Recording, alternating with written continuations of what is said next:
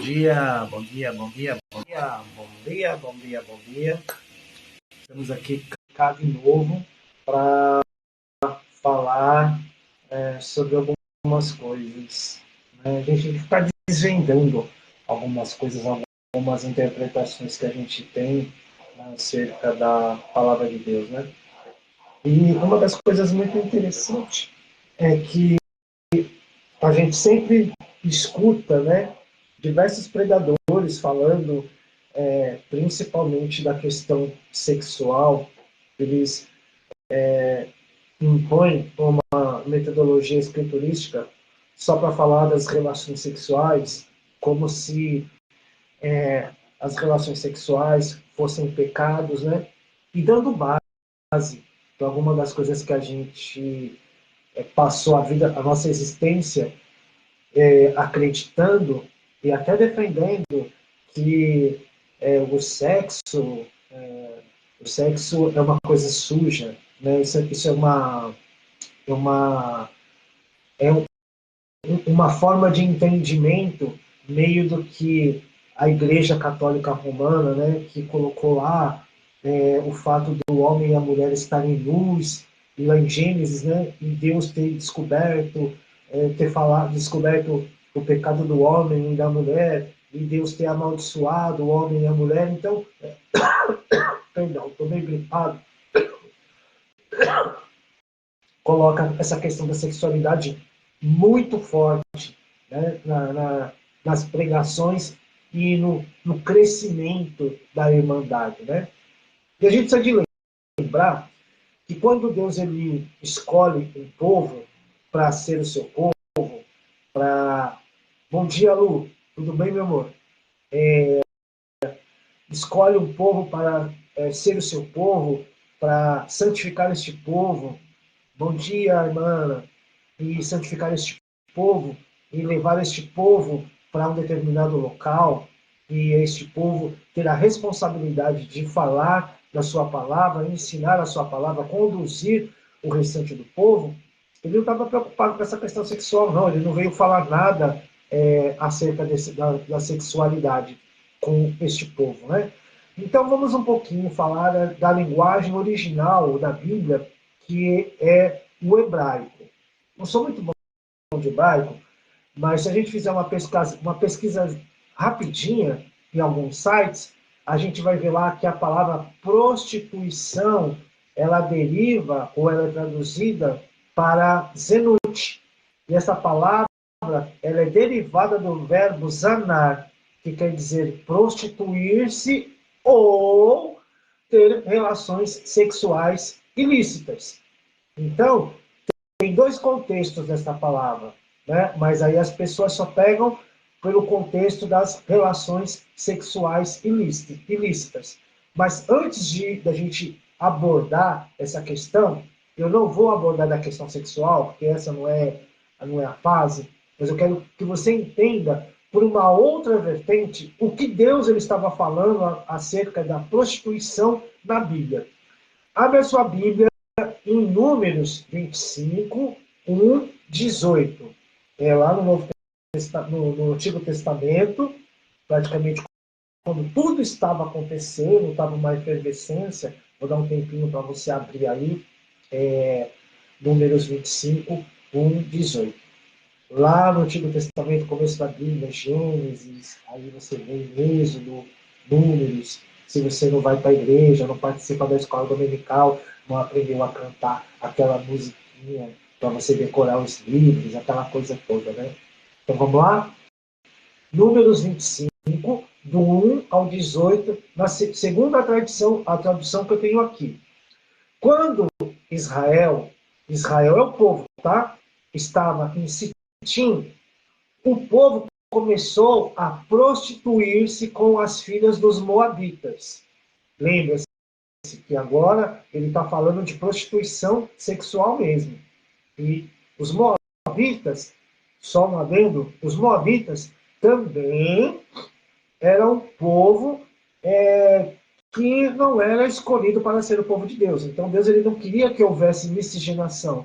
Deus não queria que houvesse misturas Mas nós vamos falar já um pouquinho dessa prostituição, dessa mistura. Mas não é das relações sexuais que eu quero falar agora. Estas, continuando, convidaram o povo aos sacrifícios oferecidos aos seus deuses. E o povo comeu a carne dos sacrifícios e adorou os deuses destas mulheres. Assim, quando Israel se juntou ao culto a Baal Peor, a ira do Senhor se acendeu contra Israel. O Senhor disse a Moisés: reúna todos os chefes do povo e enforque-os diante do Senhor ao ar livre, e a ardente ira do Senhor se afastará de Israel.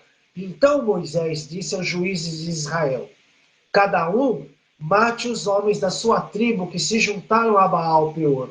Naquele momento, eis que um homem dos filhos de Israel trouxe para sua tenda uma mulher midianita, à vista de Moisés. E toda a congregação dos filhos de Israel, enquanto eles choravam diante da tenda do encontro. Quando Finéias, filho de Eleazar, filho do sacerdote Arão, viu isso, levantou-se do meio da congregação e, pegando uma lança, seguiu ao homem israelita até o interior da tenda e com a lança atravessou os dois, tanto o homem israelita quanto a mulher midianita pelo ventre. Então a praga cessou entre os filhos de Israel. Os que morreram da praga foram 24.000. Então o Senhor disse a Moisés: Finéias, filho de Eleazar, filho do sacerdote Arão, desviou a minha ira de sobre os filhos de Israel, pois estava animado com o meu zelo no meio deles. Assim que, no meu zelo, não consumi os filhos de Israel. Portanto, diga: eis que dou a minha aliança de paz. E ele e a sua descendência terão a aliança do sacerdócio perpétuo, porque teve zelo pelo seu Deus, e fez expiação pelos filhos de Israel. O nome do israelita que foi morto, isto é, o que foi morto com a mulher midianita, era Zinri, filho de Salu, chefe da casa paterna dos Simeonitas. O nome da mulher midianita que foi morta era Cosbe, filho de Zur, chefe do povo da casa paterna entre os midianitas.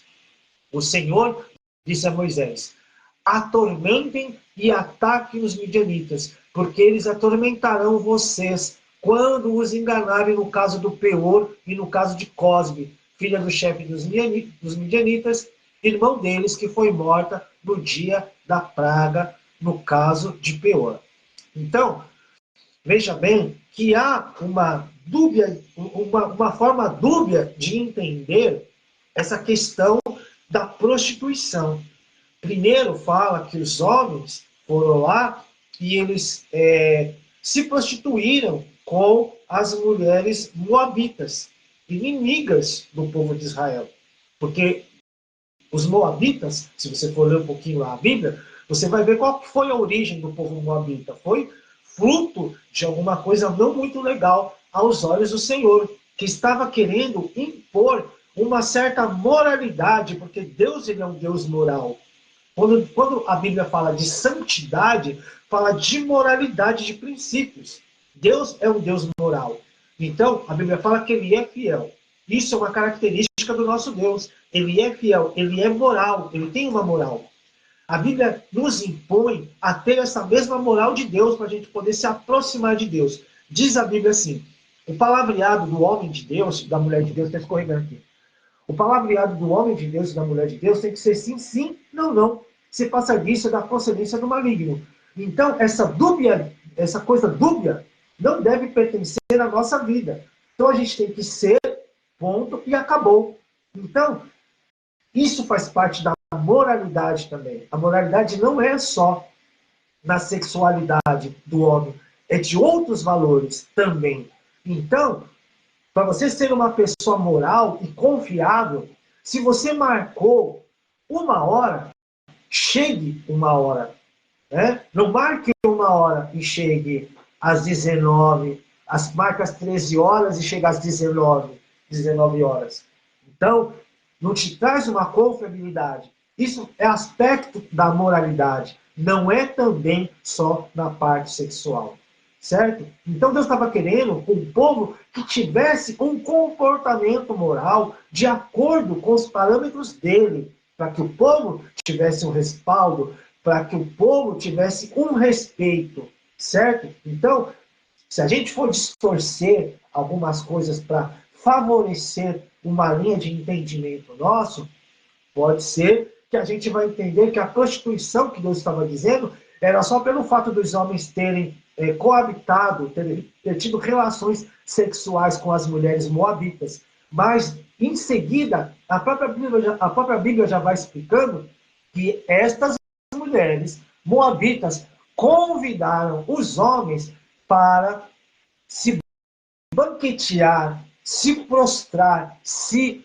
prostituir ao culto destes deuses, comer a carne sacrificada a estes deuses e adorar a estes deuses, que não era o Deus Todo-Poderoso do povo escolhido para servir e adorar. Entendeu? Por esse motivo, a ira do Senhor se acendeu. Vamos parar aqui um pouquinho e vamos voltar um pouquinho na constituição do povo de Israel. Olha, quando Deus ele chama Abraão para ser o precursor da linhagem do povo de Israel, por isso que a gente está falando aqui do hebraico, que vem da palavra Abraão. Então, quando Deus ele chama Abraão, aonde que Abraão estava? Abraão era filho de Deus. Abraão era da linhagem de toda essa genealogia. A gente não sabe muito bem, mas a gente sabe que Abraão ele estava numa terra de idólatras. Ele estava servindo a outros deuses. E de repente Deus ele chega lá e fala assim para ele: ó, larga tudo ali e vem para a terra aonde eu vou te mandar. Deixa eu ver se eu consigo achar aqui alguma coisa para a gente não falar besteira sobre a linhagem de Abraão. A internet é bom para isso. Ele estava em Ur dos Caldeus, certo? E a partir daí, Abraão era filho de Terá, 20 gerações depois de Adão e 10 depois de Noé. Então, começa por aí. Então, ele já estava contaminado com o pecado. Vamos estudar aqui um pouquinho aonde era Ur dos Caldeus? Os caldeus não eram povo de Deus. Começando por aí. Olha.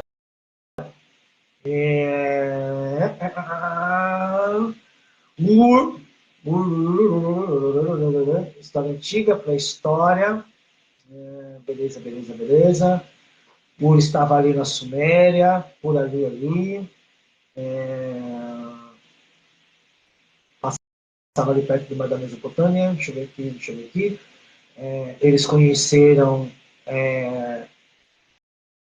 bronze, conheceram o ferro, viveram sob o governo de Nabucodonosor, na Segunda Babilônia.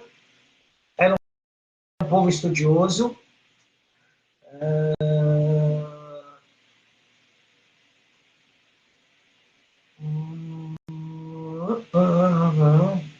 Isso que é importante. Eles já adotavam a escrita antes de Moisés, já tinham a escrita. E para nada, tem um monte de coisa aqui, informações muito importantes para a gente entender mais ou menos ali. A primeira descoberta que teve de escrita deles foi uma pedra zigurate. A gente aprendeu isso na escola. Então, eles já tinham um certo conhecimento e foi quando Deus ele chama Abraão lá em Gênesis 11:31. E aí Abraão vem com todo esse conhecimento, com toda essa cultura, possivelmente com todas as práticas de adoração, de prostituição, de culto, prostitutos ao Senhor, e não de relacionamentos sexuais também, certo? Ele vem trazendo isso, essa quantidade de coisas para dentro da cultura. E, consequentemente, todas as pessoas que vieram acerca dele, todas as pessoas que começaram a partir da genealogia de Abraão, em contato com todos os povos, começaram a absorver a cultura, os comportamentos, a idolatria. E lembrando bem que a Bíblia diz assim, que para Deus, o pecado de idolatria, de feitiçaria, é a mesma coisa que prostituição. Então, se você é idólatra, você é prostituto. Se você é feiticeiro, eu sou crente, sou feiticeiro. Tem crente feiticeiro, sim. Tem bastante crente feiticeiro, se você não sabe. Tem um monte que te coloca na mão de Deus, tá ligado? Você faz alguma coisa que ele considera que não é agradável para ele. Pode deixar que eu vou dobrar o meu joelho, vou orar, vou te colocar na mão de Deus, como se Deus fosse fazer alguma coisa só porque você dobrou os joelhos e foi. Isso é feitiçaria, não tem diferença não. Para Deus é tudo a mesma coisa. Então,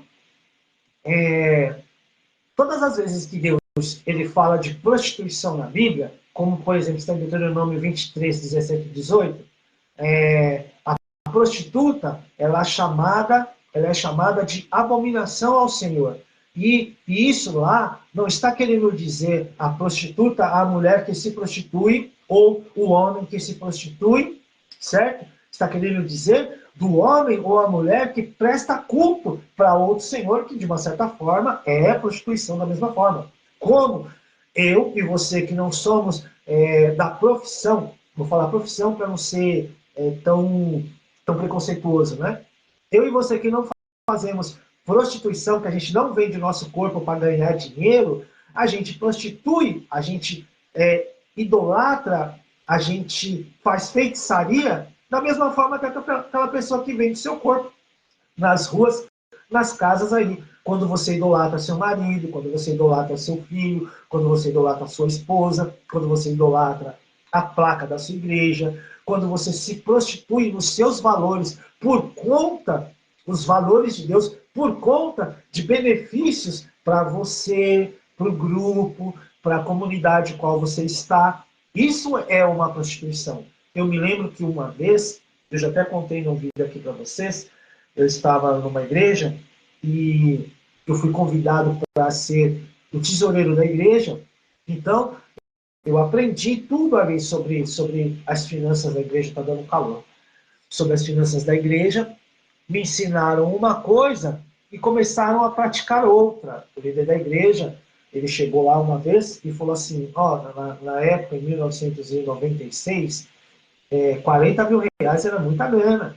E a nossa igreja, a qual a gente congregava aqui, era uma igreja chamada de muito pobre pela nossa sede, porque o histórico econômico de Itaperi é uma terra muito pobre, né? Então, eu já contei isso aqui para vocês, né? E tenho documentos aqui que provam. Tenho aqui uma agenda que eu anotava todos os cultos, eu anotava os valores dos dízimos, os valores da entrada e saída de dinheiro, eu anotava, porque ia a minha assinatura ia para o pastor presidente da sede lá em São Paulo. Então, acontecesse alguma coisa com esses valores financeiros, eu seria responsabilizado. E eu aprendi na minha casa, muito antes de me converter, a ter valores morais. Aquilo que é meu, aquilo que não é meu, não é meu. Então, se por exemplo, minha mãe me ensinou assim, se você me desse isso daqui, a minha mãe fazia eu devolver para você, minha mãe ia até a sua casa, ia perguntar por que você deu isso para mim, se eu fui lá pedir, se eu estava morrendo de fome, minha mãe era até um pouco muito grossa, mas eu entendo hoje ela como mãe. E ela fazia eu devolver, eu apanhava por ter levado esse objeto. Ela falava assim, se você quiser dar alguma coisa para o meu filho, vem primeiro perguntar para mim se você pode dar. Se eu aceitar, você dê. Se eu não aceitar, você não dê. Porque aquilo que é seu, certo? Então, eu como regra da minha vida, eu nunca peguei nada que era meu. E justamente com dinheiro, é exatamente essa mesma coisa. O dinheiro lá não era meu.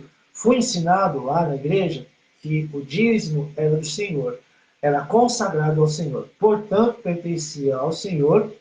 Nós orávamos consagrando o dízimo ao Senhor, e esse dinheiro que entrava naquele estabelecimento era só para o custeio da irmandade local. Mas era chamada, a nossa irmandade, a nossa igreja, de muito pobre. E nos cultos, que tinham mais ou menos, por base aí, umas 100, 150 pessoas, os cultos fracos tinha em torno de 20. Os cultos fracos davam em torno de 8 mil a 9 mil reais. Por mês, a gente fechava mais de 100 mil reais. Isso a igreja pobre. E aí, esse pastor, que tinha um cargo executivo numa empresa, ele chegou uma vez e falou assim para mim: eu preciso que você me dê 40 mil reais. Eu falei: mas 40 mil reais? Para quê? Ele falou: não, eu preciso de fazer um negócio aqui, então vamos fazer o seguinte: eu só recebo no final do mês, e tipo, era a primeira quinzena do mês, eu só recebo no primeiro mês, na segunda quinzena, então você me dá esses 40 mil reais, quando eu receber, eu devolvo esses 40 mil reais. Eu falei para ele: não vou, porque, em primeiro lugar, eu tenho que ter um documento que comprove que está saindo o dinheiro, né? Tem que ter uma nota fiscal, um recibo, e tem que ter um motivo plausível para que esse dinheiro saia daqui, né? Porque senão eu vou ficar com uma diferença no meu caixa. E eu tenho que entregar os relatórios financeiros. Toda semana eu tinha que entregar os relatórios financeiros lá para a sede, depositar o dinheiro lá para a sede. 50% de todo o dinheiro arrecadado ficava na igreja, para a gente fazer a manutenção de todas as coisas, de todas as necessidades, e 50% ia para a sede. Então, se a gente arrecadava 100 mil por mês, 50 mil ficava comigo para me pagar aluguel, água, luz, pagar o provento pastoral, que ele recebia aproximadamente 7,5% de toda a arrecadação da igreja. Então, além dele receber o salário dele como trabalhador normal na atividade laboral dele, ainda tinha um provento pastoral, 7,5, 6% de tudo aquilo que ele arrecadava, ele recebia lá, além de tudo que vendia na cantina, que era doação dos irmãos, ficava para ele, e um point, que tudo que vendia CD, vendia livro, e tinha bazar, ele tinha uma composição de renda lá. Então não era tão necessário assim que ele tirasse aqueles 40 mil, e tudo isso era também administrado por mim, que era o contador da igreja, que era o tesoureiro da igreja. Eu falei: não vou dar, você tem que ter um documento aqui, questão de moralidade, de princípios morais. Eu falei: não vou. Aí ele falou assim, chegou uma hora que ele falou assim: o dinheiro é meu, eu sou pastor da igreja e você vai me dar. Eu falei: não, você não é o dono da igreja, eu saiba, o dono da igreja é Jesus. O dinheiro não é seu, o dinheiro é do povo. Eu sou responsável, fui colocado aqui pelo povo como tesoureiro da igreja, foi uma votação e tal, e eu não vou dar. Pronto, acabou. Ele me disciplinou, me tirou de lá, mas antes disso ele falou assim: então vou fazer o seguinte, eu vou fazer uma nota fiscal fajuta e coloco aí, você coloca aí e tal, aí quando chegar no dia de eu receber, eu pego a nota de volta e devolvo o dinheiro. Eu falei: não, nem quando eu estava no mundo que eu não era convertido eu não fazia isso, que dirá agora que eu sou convertido, não vou fazer. Aí foi uma briga feia, eu fui para a disciplina, fui afastado de todas as coisas, eu não sei se ele pegou, se ele deixou de pegar.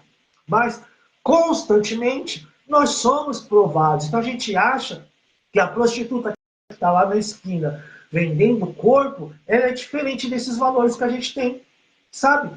É diferente da gente que a gente que não adora imagens, escultura, mas a gente critica o católico.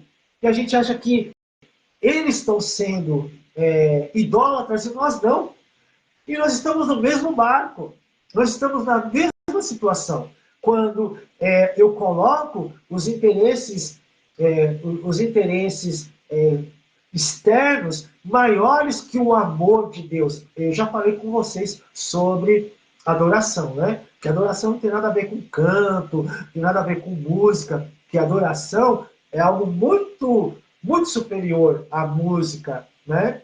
Então, quando a gente coloca de forma de adoração, que é amor, a gente coloca o amor e a gente se dedica toda com a nossa força, com todo o nossa alma para este objeto, e esse objeto a gente guarda dentro da gente, porque quando Deus ele falava ali de prostituição a ídolos, dos postes ídolos para o povo de Israel, era fácil porque era tangível, era visível.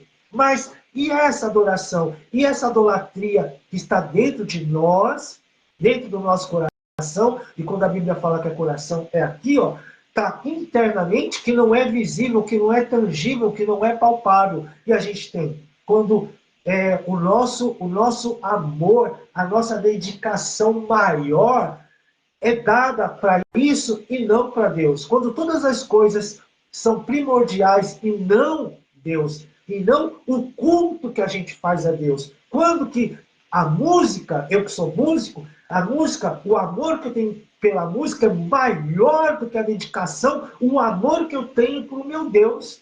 Está entendendo? Para você entender a prostituição, a idolatria, eu acabo me dedicando muito, me entregando muito para uma coisa e me entregando pouco ou nada ao meu Criador. Então, quando Deus ele fala de prostituição, tem uma vertente muito grande aí, cara. Prostituição não é você entregar o seu corpo, também é, mas Deus está muito mais preocupado com essa idolatria, com essa prostituição interna que está entranhado dentro de nós, e isso é um ponto fundamental que você precisa de saber. Deus, ele conhece, você canta aí que Deus conhece suas estruturas, de verdade, Deus conhece as suas estruturas, Deus conhece de verdade quem você é. E a gente, numa tentativa de sermos mais santos que o outro, mas eu não me prostituo, eu não sou idólatra, mas Deus ele sabe quem é você de verdade. E Deus ele quer que você se exponha para ele. Quando Deus ele chega para o homem e ele fala para o homem e troca uma ideia com o homem lá em Gênesis, aí o homem fala assim, eu estou nu. Deus não está preocupado com a nudez física do homem, porque Deus sabia quem era Adão. Mas quando Deus ele nos olha verdadeiramente como nós somos. De verdade, quem eu sou, quem você é. E não seja hipócrita diante de Deus. Você pode ser hipócrita comigo, eu posso ser hipócrita com você, eu posso ter diversas personalidades com você, posso me esconder por detrás de todas as coisas, por detrás de todas essas bases que a gente tem.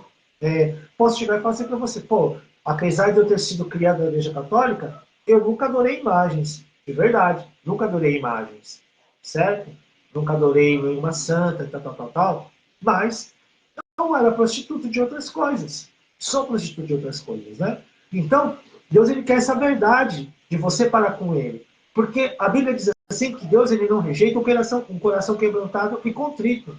Então, quando a gente é verdadeiro com o Senhor, a resposta, o nosso relacionamento com Deus fica suave, fica tranquilo. Fala assim, pai, Davi fala assim para ele, pai, eu sou um pecador. Eu sou. E Deus fala assim, não, de verdade, ele reconhece que ele é. Ele reconhece que ele precisa de mim.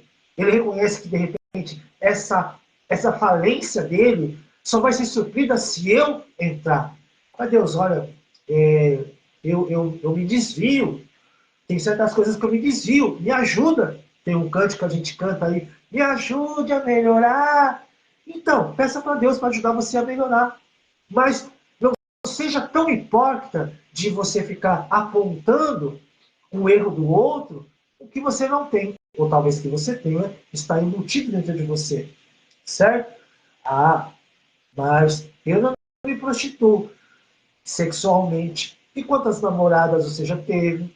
Quantos homens você já teve? Quantos flertes você já teve? Será que Deus ele não enxerga isso como prostituição também?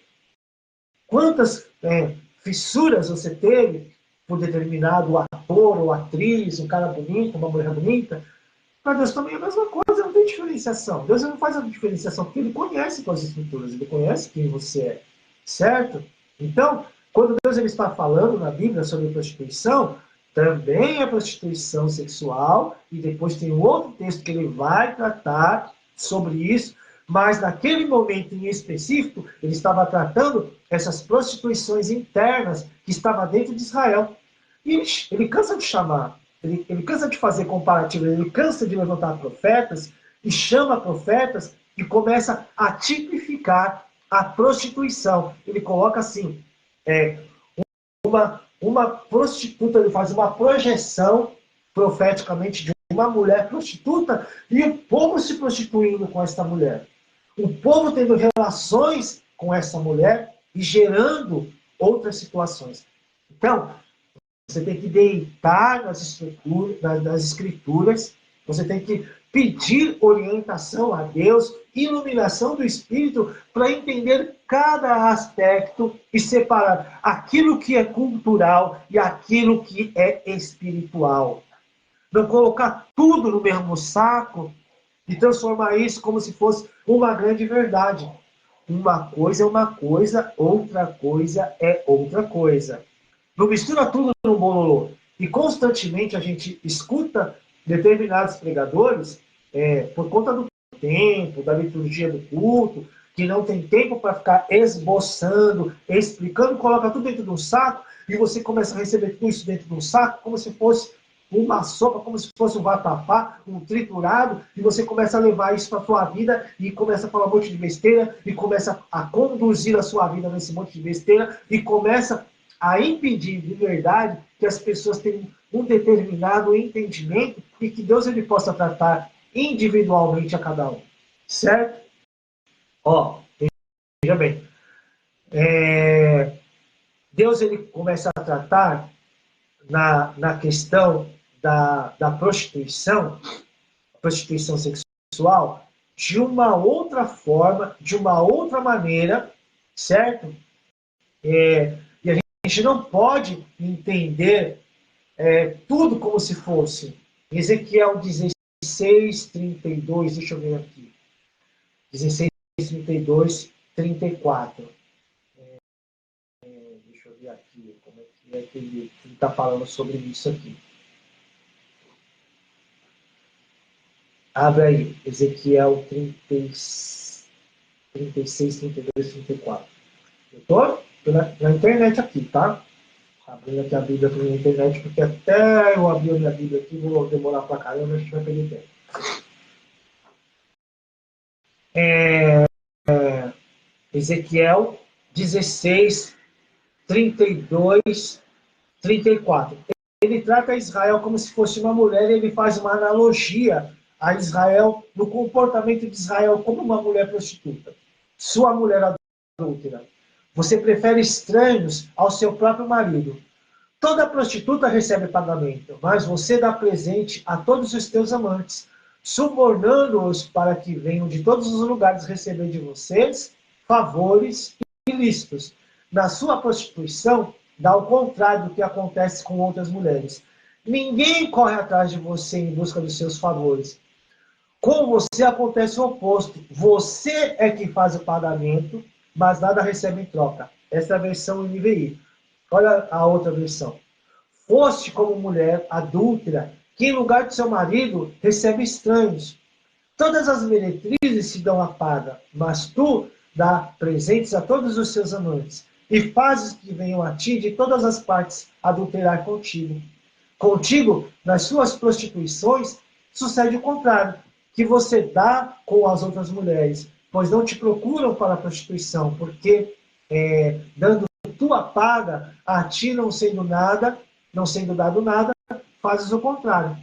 Então, ele faz uma analogia.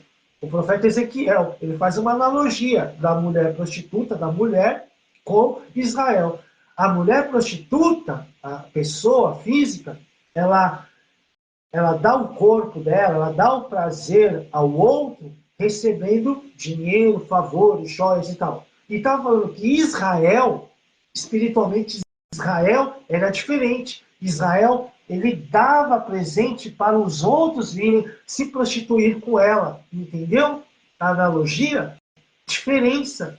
Ele está exemplificando uma mulher e essa prática dessa mulher que dava o corpo em forma de prazer para receber benefícios, está fazendo uma analogia de Israel espiritualmente falando.